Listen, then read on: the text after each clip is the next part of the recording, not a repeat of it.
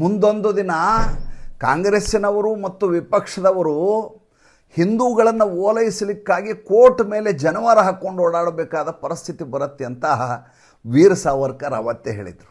ರಾಹುಲ್ ಗಾಂಧಿಯವರು ಕೋರ್ಟ್ ಮೇಲೆ ಜನವಾರ ಹಾಕ್ಕೊಂಡಾಯಿತು, ಕೌಲ್ ದತ್ತಾತ್ರೇಯ ಗೋತ್ರನಂದು ಅಂತ ಹೇಳಾಯಿತು. ಈಗ ಪಶ್ಚಿಮ ಬಂಗಾಳದ ಮುಖ್ಯಮಂತ್ರಿ ಮಮತಾ ಬೇಗಂ ಅವರು ಹಿಂದೂಗಳ ಓಲೈಕೆಗೆ ಸಜ್ಜಾಗಿ ಕುಳಿತಿದ್ದಾರೆ.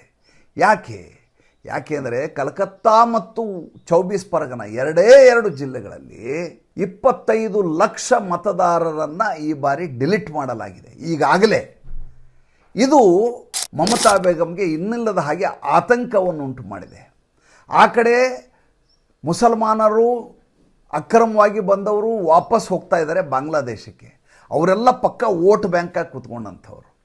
ಈ ಕಡೆ ಹಿಂದೂಗಳ ವಿರುದ್ಧವಾಗಿ ಮಾತನಾಡಿದರೆ ಹಿಂದೂಗಳು ವೋಟ್ ಹಾಕೋದಿಲ್ಲ ಅನ್ನೋದು ಸ್ಪಷ್ಟವಾಗಿ ಹೋಗಿದೆ. ಹೀಗಾಗಿ ಮಮತಾ ಬೇಗಂ ಅನಿವಾರ್ಯವಾಗಿ ಹಿಂದೂಗಳ ಓಲೈಕೆಗಾಗಿ ಮುಸಲ್ಮಾನರ ಈ ಕೆಲಸವನ್ನು ವಕ್ಫ್ ಕಾಯ್ದೆಯ ಜಾರಿಯನ್ನು ಮಾಡಬೇಕಾದಂಥ ಅನಿವಾರ್ಯತೆ ಬಂದೊದಗಿದೆ. ಇದು ಕಾಲಾಯ ತಸ್ಮೈ ನಮಃ ಅಂದರೆ